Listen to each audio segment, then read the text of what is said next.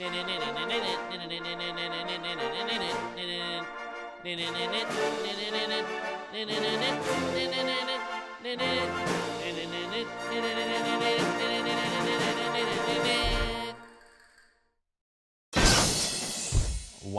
are we the best motherfuckers out there? Okay, I've got some ideas. It's really simple. Because we work with the best. Yeah, I get it. They're everywhere in the world. Some of them speak languages that I don't even know how to pronounce. But the point is that we're the best because we work with the best. And we use the best hardware and we use the best software. It doesn't matter where you live. It doesn't matter what country you're from. You can work with people that are really, really talented from all over the world and create something. And that's why, I really think Theory can become the biggest animation studio in the world. It doesn't have to be, a group of 30, 40, 50 people working on one project. It could be a group of 400, 500, 1,000 people working on 50 different projects. Theory Studios is like that pirate ship out in the Caribbean made up of a bunch of misfits who kind of know what they're doing, but deep down inside have no idea what they're doing.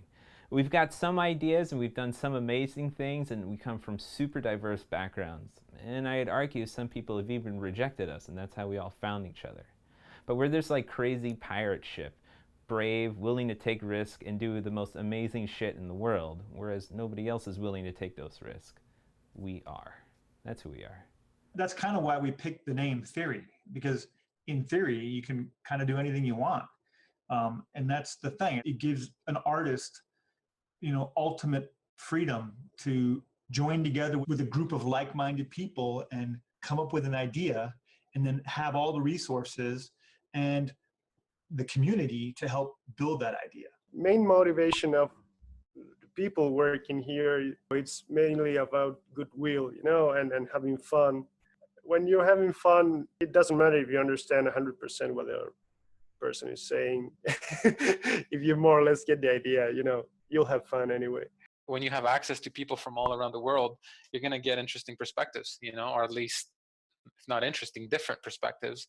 And, if you're trying to target a certain audience, or maybe not certain, but a broad audience, then it's really good to have that, I think. We've worked on some amazing projects. The biggest has been Ray and Clovis. It's our flagship show, and it stars Ray, who's this level-headed iguana who just wants to pay bills and has big dreams, and his counterpart, totally opposite, crazy loony cat Clovis, who lives for the moment and drives Ray crazy.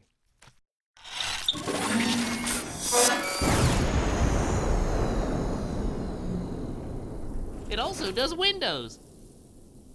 Even when we work on shows like Ray and Clovis, we always try and put, our hearts into it, and not just from a, work point of view, but to have our work reflect our own hearts, kind of thing. But there's actually a lot of good intention that comes out of people's, working at Theory and wanting to contribute. And that, I think, itself is something that's working its way into the work we do. And, you see is very obvious in Ray and Clovis. Ray and Clovis is something I had sort of been doodling since college. And I just really liked the characters. And when he gave us that opportunity, I thought, well, I'll just come up with an episode and I'll storyboard it out and I'll see what people think. And it was really popular. People really liked it, and we pursued it from there. People really like Ray and Clovis, and we've been working on it ever since. Take us to California! Yeah! No, I don't think so. How about a spy movie? Hello, Miss Pennymoney. I'll have to check for clues. Under your skirt. Wow. I'm gonna say no. We've also worked on The Good Wife. It's a CBS show, it's a serialized drama, and we ended up making a CG avatar for the episode Lies. And then we worked on Silicon Valley, where we created the character Pipey, who is really reminiscent of the old Microsoft Clippy days. And it's just this crazy little bouncy Pied Piper character that the main characters of the show have designed to sell their software. It was really fun, really silly, and we had a really great time working on it.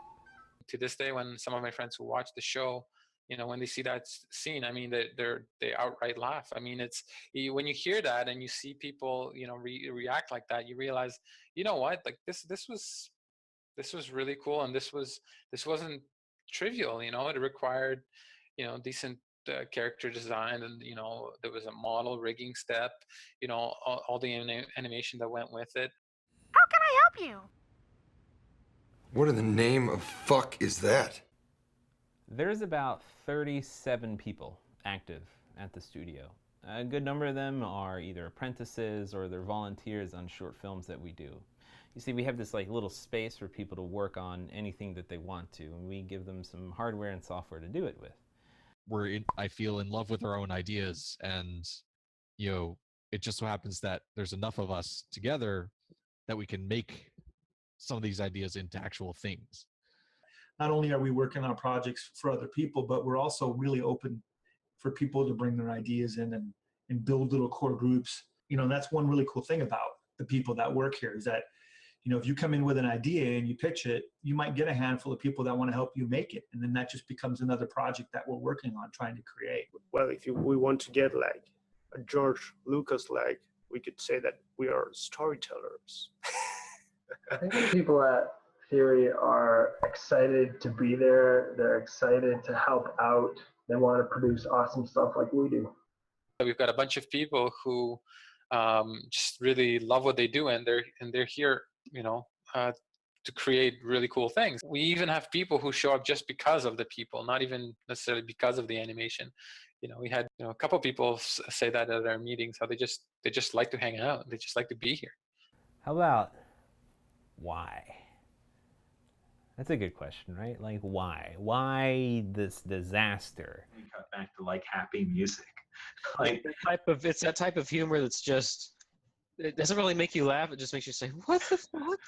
Yeah, and then we come back. Yeah. We come back to like this happy music. Ultimately, in life, I feel like you have to do what you love, and this is a fantastic outlet to do what I love. So regardless of what I gain from it, you got to do what you love. What else is there? I think the biggest reason why we do it is because we can't do anything else. And I've heard this a lot, where, say, for example, you're like a writer, you don't know what else to do, or you're an actor, or you're like an animator.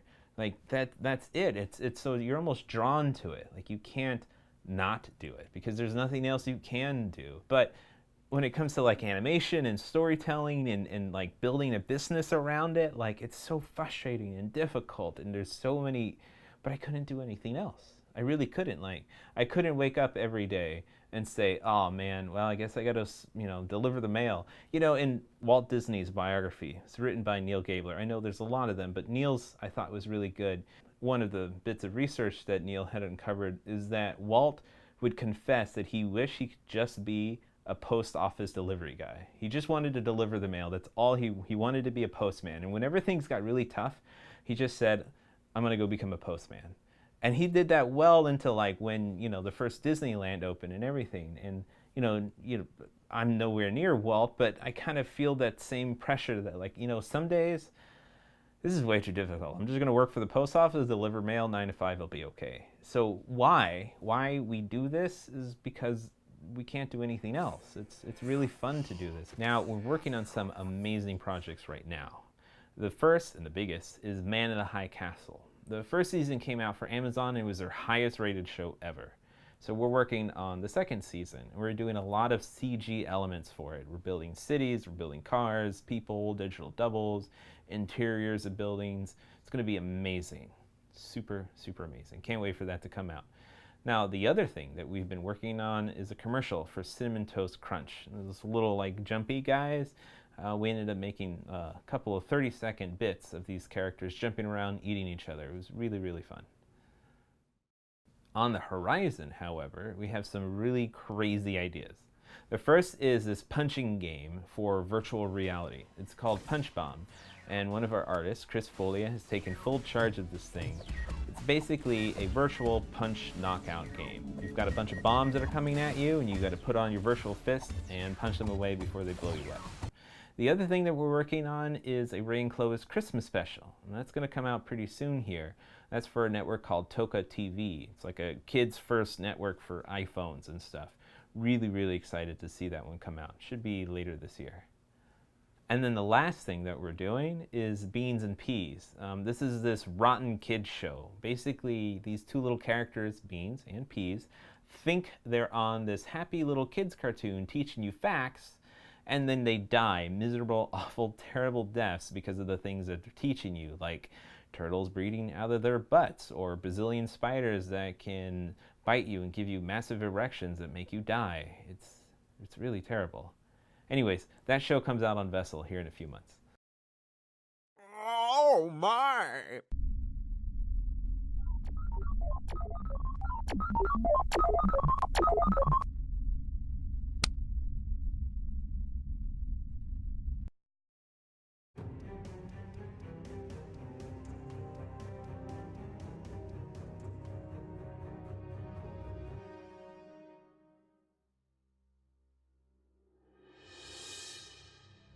Citizen, never fear. It is only I, Tinfoil Cat, protector of the city. Clovis, you almost gave me a heart attack. I know not of this, Clovis.